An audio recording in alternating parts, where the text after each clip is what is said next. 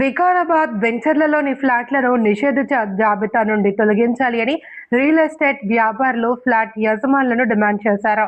మాజీ MLA doctor మెతుకు ఆనంద్ ఆధ్వర్యంలో సోమవారం ప్రజావాణి కార్యక్రమంలో జిల్లా కలెక్టర్ దీపక్ తివారీని కలిసి వినతిపత్రం సమర్పించారు. నిషేధిత జాబితాలో ఉండడంతో ఫ్లాట్ల కొనుగోలు విక్రయాలు నిలిచిపోయాయి అని, రియల్ ఎస్టేట్ రంగం తీవ్రంగా దెబ్బతింటోంది అని వారు ఆవేదన వ్యక్తం చేశారు. సమస్యను పరిశీలించి వెంచర్లలోని ఫ్లాట్లను నిషేధిత జాబితా నుంచి తొలగించేలా చర్యలు తీసుకోవాలి అని కలెక్టర్ను కోరారు. ఈ కార్యక్రమంలో బీఆర్ఎస్ నాయకులు కార్యకర్తలు పాల్గొన్నారు.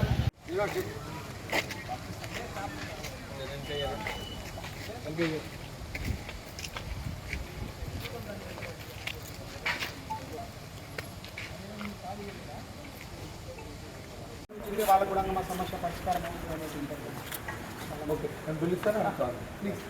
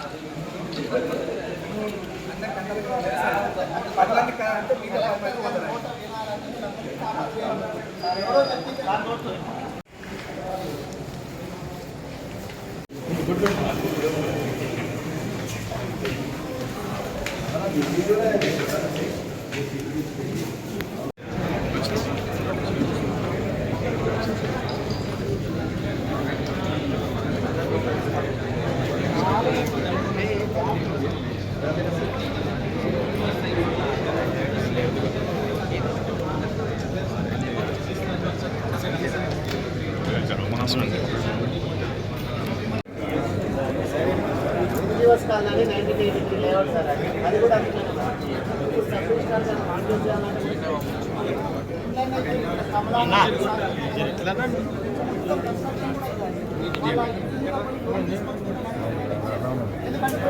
విషయంలో ఇప్పుడు 40 years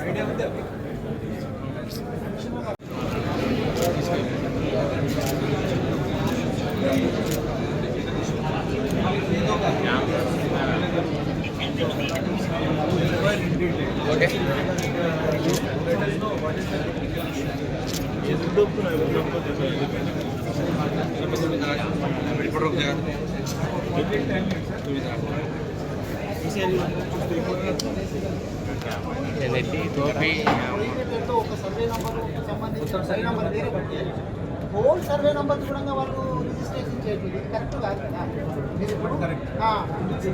survey number is same but by number is different but not they are not doing registration for the other number. Total number roll మీటర్లో పెట్టలేదు, పెట్టినట్టుగా చేయట్లేదు. రోల్ మీటర్లో పెట్టలేదు. ఇప్పుడు 10 ఎకరాల ల్యాండ్ సర్వే నెంబర్ సేమ్ ఉంది. మీరు అందుకే సబ్ రిజిస్ట్రార్ గారు ఒకసారి మాట్లాడి రోల్ మీటర్లో ఉన్నదాని గురించి తర్వాత మాట్లాడలేదు. రోల్ మీటర్లో ఏంది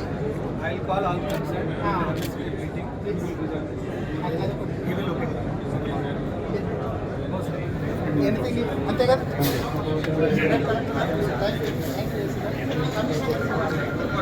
అప్రూవ్డ్ వెంచర్లు పీఓపీలు పడ్డాయి. ఎందుకు పడ్డాయి అనేది ఎవరికి కూడా తెలుస్తలేదు. అది కూడా తెలుసుకోవాలి. ఎందుకు పడ్డాయి అతి తొందరలో పీఓపీల నుంచి తీసివేయాలి. ఎందుకంటే చాలా మందికి ప్రాబ్లం అయ్యింది. అయితే ఇల్లు కట్టే వాళ్ళు కూడా లోన్ కావాలంటే మార్కెట్ చేయాలి. మార్కెట్ చేయాలంటే మార్కెట్ అయితే లేదు. కొనుకాలు అమ్మకాలు చాలా ఇబ్బంది అవుతుంది. కొన్ని అగ్రిమెంట్లు అవుతున్నాయి, ఆగిపోతున్నాయి. అయితే వాళ్ళిద్దరి మధ్యలో ప్రాబ్లమ్స్ వస్తుంది. అందు గురించి అతి తొందరగా కలెక్టర్ గారు ప్రత్యేక చర్య తీసుకుని ఇదేందని దాని సొల్యూషన్ లేకి పీఓపీలకి తీసేయాలి. దీనికి సంబంధించిన ఆఫీసర్లను అడిగితే నాలా కన్వర్షన్ అయినాయి, ప్రొబేటెడ్లా పడ్డాయి, కొంచెం చూస్తున్నాం చేస్తామని చెప్పారు. దానికి సంబంధించి ఏదైనా ఉంటే అతి తొందరగా నిర్ణయం తీసుకొని వికారాబాద్లో ఉన్న ప్రజలకు, బయట ఉన్న ప్రజలకు ప్లాట్లు కొనుగోలులకు చాలా ఇబ్బంది అవుతుంది.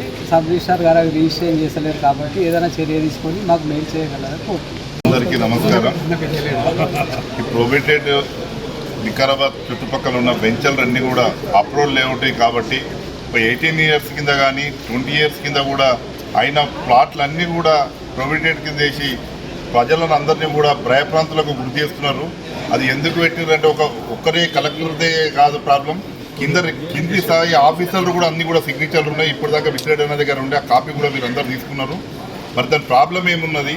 ఇంతకుముందు మా సార్ గారు కూడా చెప్పిండు, కలెక్టర్ గారికి క్లియర్గా అన్నీ చెప్పిండు. ఒక నంబర్లో 15 ఎకరాల ల్యాండ్ ఉంటే దాంట్లో ఒక 2 ఎకరాలు ప్రొబిటెడ్లు ఉంటే మొత్తం 13 ఎకరాలు కూడా ప్రొబిటెడ్ అని చెప్పి అక్కడ సబ్ రిజిస్ట్రార్ గారు రిజిస్ట్రేషన్ చేయడం జరుగుతలేదు. రిజిస్ట్రేషన్ చేయక ఎవరైనా అగ్రిమెంట్ చేసుకున్నా కానీ ఇవన్నీ బిల్డర్లు కూడా అతి తొందర ఎవరైనా పెళ్లి పెట్టుకుంటా ప్లాట్ అమ్ముకుందాం అనుకున్న ఉద్దేశంతో నువ్వు రిజిస్ట్రేషన్ చేస్తలేవు, పోయి రిజిస్ట్రేషన్ అవుతలేదు, మేము డబ్బులు ఇవ్వమనే ఉద్దేశంతో చాలా నిన్న ఉన్నట్టు నుంచి అయితే వికారాబాద్ మొత్తం అదే అయింది. ఈ 250 సర్వే నెంబర్ ఈ కలెక్టరేట్ కూడా ఉంది నాకు తెలిసి. ఈ పక్కకున్న వెంచర్లు కూడా కలెక్టరేట్ కాలనీ కానీ, ఈ చుట్టుపక్కల మణికంఠ నగర్ కానీ, సాయినగర్ కానీ, బృంగి కాలనీ కానీ, అక్కడ ఆలంపల్లి కానీ ప్రతి ఒక్కటి కూడా అది ఎందుకు పడ్డది అనేది ఏం ఎంక్వైరీ చేసి రాసిండ్రు. అక్కడ పోయి కనీసం ఎవరైనా ప్రొబిటెడ్లో వేసేటప్పుడు ఒక ఆఫీసర్ పోయి ఫీల్డ్ లెవెల్ ఎంక్వైరీ చేసి రాసిండ్రా? దాని ఏంది కారణం ఏంది, ఎందుకు పడ్డాయి అనేది అది ఇప్పుడు కూడా మా సార్ గారు ఎమ్మెల్యే గారు చెప్పారు, మాజీ ఎమ్మెల్యే గారు కలెక్టర్ క్లియర్గా చెప్పిండు. ఒక 2-3 డేస్ లోపల దాన్ని ఎంక్వైరీ చేసి ఇమీడియట్లీ కూడా సబ్ రిజిస్ట్రార్కు చెప్పమని చెప్పిండు. అందరికీ తొందరగా కూడా కలెక్టర్ గారు ఈ నిర్ణయం తీసుకుంటే పబ్లిక్ అందరికీ కూడా మేలు చేసినట్టు అవుతుందని. మొన్న నా దగ్గరికి మన వికారాబాద్ పట్టణంలో వెంచర్లు చేసేటటువంటి మన సోదరులు, కొంతమంది ప్లాట్లు అమ్మేటటువంటి వాళ్ళు, కొనేటటువంటి వాళ్ళు ఒక 10-15 మంది నా దగ్గరకు వచ్చి వాళ్ళకి సంబంధించినటువంటి సమస్య చెప్పడం జరిగింది. ఏంది సమస్య అంటే, డిటిసిపి లేఅవుట్ ఉన్నా కానీ డిటిసిపి పర్మిషన్ ఇచ్చినాక మళ్ళీ వాళ్ళు ప్లాట్లు అమ్ముకోవాలన్నా కొనుక్కోవాలన్నా కానీ అది ప్రొహిబిటెడ్ కింద పెట్టిండ్రు అని చెప్పి నా దగ్గరికి సమస్య తీసుకొని వచ్చిండ్రు. అరే డిటిసిపి అంటేనే అక్కడ అన్ని కరెక్ట్గా ఉంటేనే ఇది గవర్నమెంట్ ల్యాండ్ కాదు, ఇది పక్కా పట్టా ల్యాండు, దీంట్లో ప్రాబ్లం ఏం లేదు, లిటిగేషన్ ఏం లేదు అని అన్ని సర్కారు ఎంక్వైరీ చేసినాకనే ఆ డిటిసిపి పర్మిషన్ ఇస్తారు. అది తీసుకున్నాకనే వీళ్ళు వెంచర్లు చేస్తున్నారు. వెంచర్లు చేసిన తర్వాత దాని మీద మళ్ళీ ప్రొహిబిటెడ్ ల్యాండ్ కింద పెడితే అర్థం ఏమన్నా ఉన్నదో చెప్పు. ఒక చేతితోటి మీరే పర్మిషన్ ఇవ్వబడుతుంది డిటిసిపి, ఇంకొక చేతితోటి దీన్ని అమ్మొద్దు కొనొద్దు అని చెప్పి మీరే ఆపబడుతుంది. ఈ సమస్యతోటి నా దగ్గరికి వచ్చింది. దాంతోపాటు ఇంకొకటి ఏంటంటే, ఇప్పుడు ఒక 10 ఎకరాల ల్యాండ్ ఒకే సర్వే నంబర్లో ఉంటే దాంట్లో ఒక 2 ఎకరాలకు సంబంధించినటువంటిది సర్వే నంబర్ ఒకటే, కానీ బై నంబర్ ఆనో ఏనో ఏదన్నా ఉండి అది ప్రొహిబిటెడ్ ల్యాండ్లో పడితే మొత్తం టోటల్ 10 ఎకరాలకు సంబంధించింది కూడా రిజిస్ట్రేషన్ చేస్తలేరంట. వాళ్ళు ప్రొహిబిటెడ్లో పడ్డది 2 ఎకరాలే, మిగిలిన 8 ఎకరాలదు ప్రొహిబిటెడ్లో లేదు, బై నంబర్ వేరే ఉంది. కానీ ఈ 10 ఎకరాలకు సంబంధించినటువంటి సర్వే నంబర్ ఒకటే ఉంది కాబట్టి దాన్ని మొత్తం చేయకూడదు అని చెప్పి ఆఫీసర్లు చేస్తలేరంట. గతంలో కొద్ది రోజులు చేసిండ్రంట. నేను ఏంది ఈ విషయం అని చెప్పి నేను సబ్ రిజిస్ట్రార్ గారిని మొన్న అడిగితే ఆయన ఏమంటుండంటే, మేము చేస్తున్నాం సార్, దానికి సంబంధించినటువంటి ఆధారాలన్నీ చూపిస్తే మేము చేస్తున్నాం అనేమో సబ్ రిజిస్ట్రార్ గారు అంటారు. మేము ఇక్కడ ఉన్నటువంటి మా సోదరులందరినీ ప్లాట్లు అమ్మే వాళ్ళను కొనే వాళ్ళను ఈ రియల్ ఎస్టేట్ చేసే వాళ్ళని అడిగితేనేందో గతంలో చేసిన మాట వాస్తవము, కానీ ఇప్పుడు చేస్తలేరు అని చెప్పి వీళ్ళు చెప్తున్నారు. దాంతోపాటు అక్కడ జూనియర్ కాలేజీలో కూడా సమస్యలు ఉంటే అక్కడ మేము విజిట్ చేసి ఈ 2 సమస్యలను తీసుకొని వచ్చి నేను ఈరోజు కలెక్టరేట్ లోపల కలెక్టర్ గారిని కలవడం జరిగింది. కలెక్టర్ గారికి మొత్తం వివరించిన, ఇట్లా ఏదైతే ప్రొహిబిటెడ్లో లేదో సేమ్ సర్వే నంబర్ ఉన్నా కానీ వాటిని ముందు రిజిస్ట్రేషన్ చేసేటట్లు మీరు సబ్ రిజిస్ట్రార్ గారికి ఇన్స్ట్రక్షన్స్ ఇవ్వండి అని చెప్పి కలెక్టర్ గారికి నేను చెప్పిన. దాంతోపాటు డిటిసిపి లేఅవుట్ ఉన్నటువంటి ఎందుకు ప్రొహిబిటెడ్లో పడింది, కలెక్టర్ సంతకం ఉంది, అడిషనల్ కలెక్టర్ సంతకం ఉంది, ఎంఆర్ఓ సంతకం ఉంది, కింద ఆర్ఐ సంతకం ఉంది. మరి మీరు ఏడ ఎంక్వైరీ చేసిండ్రు? కాబట్టి దీని మీద మళ్ళీ ఒకసారి అంతా సమీక్ష చేయాలని చెప్పి నేను కలెక్టర్ గారికి చెప్పిన. ఇందాక మన వాళ్ళు చెప్పినట్లు ఇక్కడ ఎన్జిఓ కాలనీ అని ఉంటుంది మహావీర్ కోయేట్ దగ్గర. ఎన్జిఓ కాలనీ 1983 లోపల అయ్యింది, అంటే 43 సంవత్సరాల క్రితం అయ్యింది. అది కూడా ప్రొహిబిటెడ్ ల్యాండ్లో పడ్డది. కమలానగర్, సాకేత్ నగర్ ఉంటుంది. అక్కడ ఇండ్లు అన్ని కూడా అయిపోయినాయి, ప్లాట్లు పోయి ఫ్లాట్లు అయినాయి. ఆడ ఇప్పుడు ఇండ్లు అన్నీ అయిపోయినాయి. ఇండ్లు అయినాక కూడా వాళ్ళకి తెలియదు. ఇప్పుడు వాళ్ళ ఇల్లు ప్రొహిబిటెడ్ లో ఉన్నదో లేదో కూడా చాలా మందికి తెలియని పరిస్థితి. వాళ్ళది ఏదన్నా లోన్ అవసరం ఉండి బ్యాంకు దగ్గరకు పోయి మార్టిగేజ్ చేసి కుదవబెట్టి లోన్ తీసుకొచ్చుకుందామంటే బ్యాంక్ ఆఫీసర్లు చెప్తున్నారంటే మీది ప్రొహిబిటెడ్ కింద ఉన్నది, మీకు లోన్ ఇవ్వము. బిడ్డే పెళ్లి పెట్టుకుంటాడు, దాన్ని మార్టిగేజ్ కుదవబెట్టాలా, అప్పు తెచ్చుకోవాలా, లేదా ఒక ప్లాట్ అమ్ముకోవాలా అంటే ఎంత ఇబ్బందికరమైన పరిస్థితి ఉన్నదో కొంచెం ఆలోచన చేయాలి. చాలా మంది ఇక్కడ వికారాబాద్ పట్టణంలో ఉన్నటువంటి వాళ్ళను, ఇంకా చుట్టుపక్కల ఉన్నటువంటి వాళ్ళను కూడా నేను కోరేది ఏంటంటే, చాలా మందికి వాళ్ళ ప్లాటు లేకపోతే ఫ్లాటు ఇల్లు కూడా, మాది ఇల్లు అయిపోయింది కదా, మాది 40 ఏళ్ల క్రితము కాలనీ అయ్యింది, ఇది వెంచర్ అయ్యింది, దీనికి ఏం సమస్య ఉండదు అనుకోకండి. మీకు తెలియదు, చాలా మంది ఇండ్లు కూడా ప్రొహిబిటెడ్ దాని కింద పడ్డాయి, ప్లాట్లు కూడా చాలా మంది వెంచర్లు అయి పడ్డాయి. కాబట్టి మీరు చెక్ చేసుకోండి, దయచేసి చెక్ చేసుకోండి. ఏదన్నా సమస్య ఉంటే మళ్ళా కలెక్టర్ గారితో మాట్లాడదాం. నేను కమిషనర్ గారికి, ఇప్పుడు కలెక్టర్ గారికి చెప్తే కమిషనర్ గారు, మున్సిపల్ కమిషనర్ గారిని పిలిపించి ఇప్పుడే చెప్పడం జరిగింది. తొందర లోపల సబ్ రిజిస్ట్రార్ గారితో, మున్సిపల్ కమిషనర్ గారితో, సంబంధిత అధికారులతో అందరితోటి ఒక రివ్యూ మీటింగ్ పెట్టుకొని ఎక్కడ సమస్య ఉంది, ఏ విధంగా దీన్ని పరిష్కరిస్తాము అనేది మేము ఆలోచన చేస్తామని చెప్పి కలెక్టర్ గారు ఇప్పుడే హామీ ఇచ్చిండ్రు. కాబట్టి నేను కోరేది ఏంటంటే, అధికారుల నిర్లక్ష్యము ఇక్కడ ఉన్నటువంటి మా వెంచర్లు చేసుకునే వాళ్ళందరికీ శాపంగా మారకూడదు. ఇప్పటికే గతంలో 50 ఎకరాలు పలికేటటువంటి, ఒక 50 లక్షలు పలికేటటువంటి ఒక ఎకరం ల్యాండ్ 40 లక్షలకు కూడా ఎవడు అడుగుతలేడు.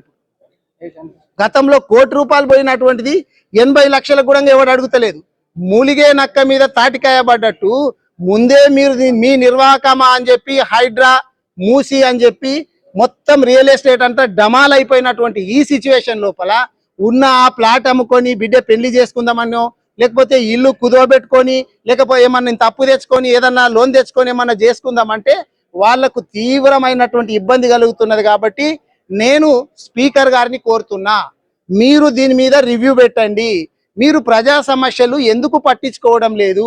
ప్రజలు మిమ్మల్ని గెలిపించింది ప్రజా సమస్యలు తీరుస్తారని కానీ పట్నంలో కూర్చుంటారని కాదు. స్పీకర్ గారు ప్రజలలో తిరగాల. నేను ఎమ్మెల్యేగా ఉన్నప్పుడు ప్రతి గ్రామానికి ప్రతిరోజు పోయి తిరిగేది, ప్రతి కళాశాలకు పోతుంటి, ప్రతి స్కూల్కు పోతుంటి. మీరు ఎందుకు విజిట్ చేస్తలేరు? ఈ రోజు నేను ఇక్కడ కాలేజీలో పోయి చూస్తే, స్కూల్లో పోయి చూస్తే బోలెడన్ని సమస్యలు ఉన్నాయి. అక్కడ నీళ్ళ సమస్య ఉన్నది, బోర్ లేదు అంటే నేను కలెక్టర్ గారికి చెప్పిన తొందరలో వేపిస్తా అన్నారు. బోర్ వేయడానికి మీకు 40 రోజులు పడుతుందా? కమిషనర్ గారు కావచ్చు, ఇక్కడ ఉన్నటువంటి స్పీకర్ గారు కావచ్చు, ఒక్క మాట చెప్తే ముందు బోర్ వేపించేసి పిల్లలకు నీళ్ళు ఇచ్చిన తర్వాత దాన్ని బిల్ ఏమని ఉంటే తర్వాత పెట్టుకోవాలా. ఎవరికైనా చెప్తే సిగ్గుచేట. అసలు బోర్ వేయనికే 40 రోజులు పడుతుందా అండి? ఒక స్పీకర్ అయ్యుండి, నాట్ ఈవెన్ ఎమ్మెల్యే కాదు, స్పీకర్ అయ్యుండి బోర్ వేయనికే 40 రోజులు పడుతున్నదంటే ఎటువంటి పరిస్థితి లోపల ఉన్నాం మనం? అసలు ఏమున్నా కానీ కొడంగల్కు చూసుడు కథలేనా? కొడంగల్కి ఇప్పుడు ఇక్కడ ఉన్నటువంటి ఫండ్స్ అన్ని కొడంగల్కే పోతున్నాయి, ఇక్కడికి వచ్చేటి అని కొడంగల్కే పోతే ఇక్కడ ఉన్నటువంటి స్పీకర్ గారు మరి నియోజకవర్గాన్ని ఎందుకు పట్టించుకోవట్లేదు? దయచేసి నేను ప్రజలను కూడా అర్థం చేసుకోవాలా, మీరు ఎటువంటి వ్యక్తిని గెలిపించిందో చూడాలని చెప్పి కోరుకుంటూ మళ్ళీ స్పీకర్ గారిని నేను డిమాండ్ చేస్తున్నా. ఒకటి, ఆ కాలేజీలో ఉన్నటువంటి సమస్యలు వెంటనే బోరు పరిష్కారం చేయాలా. 2, టాయిలెట్లకు సంబంధించినటువంటి పరిష్కారం చేయాలా. అక్కడ నేను ఎమ్మెల్యేగా ఉన్నప్పుడు, సబితా ఇంద్రారెడ్డి గారు మంత్రిగా ఉన్నప్పుడు 1 కోటి రూపాయలు శాంక్షన్ చేసినాం, అవి స్లాబ్ లెవెల్కి వచ్చి ఆగిపోయినాయి. అరే గవిటిని కూడా కంప్లీట్ చేయరా చెప్పు. నేను ఇందాకనే చెప్పొస్తున్నా, ఆ 10 రూములు మేమైతే ఏవైతే శాంక్షన్ చేసినామో అవి కంప్లీట్ అయితే మాకు పేరు వస్తుందని చెప్పి స్లాబ్ లెవెల్ దగ్గర ఆపిందట. సబితా ఇంద్రారెడ్డి గారికి పేరు వస్తుందని, నాకు పేరు వస్తుందని చెప్పి స్లాబ్ లెవెల్ ఆపితే ఎవరికన్నా చూస్తే నవ్వుపోతారు కదా. నువ్వు కావాలనుకుంటే అవిటిని కంప్లీట్ చేసి ఇంకో 20 ఎక్స్ట్రా చేయించు, అప్పుడు నేను మెచ్చుకుంటారు జనాలు. కానీ మేము శాంక్షన్ చేసిన వాటిని కూడా అప్పుడేంది? మేము 1 కోటి రూపాయలు శాంక్షన్ చేస్తే నువ్వు స్పీకర్గా ఉన్నావు కదా, 10 కోట్లు శాంక్షన్ చేసి దాన్ని డెవలప్ చేయి. కానీ గా పనులు నాప్పుడు ఇది కరెక్ట్ కాదు. స్పీకర్ గారు, మీరు ఇప్పటికైనా కానీ ఇక్కడ గ్రామాలలో తిరగండి, పాఠశాలలు విజిట్ చేయండి, తర్వాత కాలేజీలు విజిట్ చేయండి, ప్రజా సమస్యలు పట్టించుకోండి. 2వ విషయము, ఇక్కడ రియల్టర్స్ చాలా ఇబ్బందులు ఎదుర్కొంటున్నారు. ప్రొహిబిటెడ్ ల్యాండ్లో ఎందుకు పడ్డదో వాళ్ళకే తెలియదు, అధికారులకు తెలియదు, ప్రజలకు పడ్డట్లు కూడా తెలియదు. కాబట్టి దీని మీద మీరు వెంటనే రివ్యూ మీటింగ్ పెట్టాలా. కలెక్టర్ గారిని, కమిషనర్ గారిని, సబ్ రిజిస్ట్రార్ గారిని, సంబంధిత అధికారులందరినీ కూర్చోబెట్టుకొని ఎవరు రాసిండ్రు, దీన్ని ఎందుకు పడ్డది, డిటిసిపి పర్మిషన్ అంటేనే మనం గవర్నమెంట్ పర్మిషన్ ఇచ్చినాం కదా, మళ్ళా గట్లెట్లా పడ్డది, దీన్ని వెంటనే తీసేయండి అని చెప్పి అది తీపిచ్చాలా. అప్పటి వరకు మీరు చేయాల్సినటువంటి మొట్టమొదటి కర్తవ్యం ఏంది అంటే బై నంబర్ వేరే ఉండి సేమ్ సర్వే నంబర్ ఉంటే ప్రొహిబిటెడ్లో లేకపోతే రిజిస్ట్రేషన్ చేయాలని చెప్పి మీరు కలెక్టర్ ద్వారా సబ్ రిజిస్ట్రార్ గారికి ఇన్స్ట్రక్షన్ ఇవ్వాలని చెప్పి కోరుకుంటూ సెలవు.